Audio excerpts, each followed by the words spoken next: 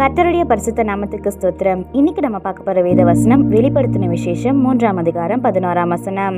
இதோ சீக்கிரமாய் வருகிறேன், ஒருவனும் உன் கிரீடத்தை எடுத்துக்கொள்ளாதபடிக்கு உனக்குள்ளதை பற்றி கொண்டிரு. I am coming soon. Hold on to what you have so that no one will take your crown. Revelation 3:11. இதை நம்ம ஒரு சின்ன கதையா பார்த்துடலாமா?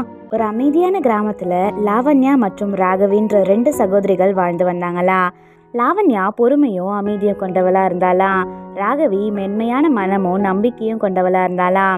2 பேருமே தேவனை மனப்பூர்வமா நேசித்து அவருக்கு பிரியமான வாழ்க்கையை வாழ முயன்றாங்களா. ஒவ்வொரு நாளும் அவர்கள் ஒன்றாக ஜெபித்து சுற்றியுள்ளவர்களுக்கு அன்பும் உதவியும் செஞ்சாங்களா. ஆனா கால செல்ல செல்ல சோதனைகள் வந்துதா. லாவண்யாவுக்கு தோல்விகளும் மனசோர்வுகளும் ஏற்பட்டதா. ராகவிக்கு மற்றவர்கள் கேலி செய்தார்களா. விசுவாசத்தை விட்டுவிட சொன்னாங்களா. ஒரு மாலை நேரம் இருவரும் சேர்ந்து ஜெபிக்கும் போது இந்த வசனத்தை வாசித்தார்களா. நான் சீக்கிரம் வருகிறேன், உன்னிடம் உள்ளதை உறுதியாய் பிடித்துக்கொள், யாரும் உன் கிரீடத்தை எடுத்துக்கொள்ள முடியாது என்ற வசனத்தை படித்தாங்களா. அந்த வார்த்தைகள் அவங்க 2 பேருடைய மனசையும் தொட்டதா. தங்களின் விசுவாசம், அன்பு, கீழ்ப்படிதல் இது எல்லாமே தேவன் கொடுத்த கிரீடம் என்பதை அவங்க உணர்ந்தாங்களாம். அதனால அவங்க விட்டு கொடுக்காம ஒருவருக்கொருவர் துணையா இருந்தாங்களா. விசுவாசத்தால உறுதியா நின்றாங்களா.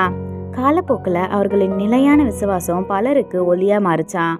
எவ்வளவு பிரச்சனை வந்தாலும் புயல் வந்தாலும் யாருமே அவங்களோட கிரீடத்தை எடுத்துக்கொள்ள முடியலையா. ஏன்னா லாவண்யாவும் ராகவியும் ஒருத்தருக்கொருத்தர் நம்பிக்கையாவும் விட்டு கொடுக்காமையும் இருந்தாங்களா. இதே போல நம்மளுக்கும் பல சோதனைகள் வந்தாலும் நம்மளுடைய விசுவாசம் உறுதியா இருக்கணும். நம்ம விசுவாசத்தை உறுதியா பிடித்து ஒருவருக்கொருவர் ஊக்கப்படுத்தினா நம்மளுடைய கிரீடத்தை யாராலுமே எடுத்துக்கொள்ள முடியாது. ஆமேன்.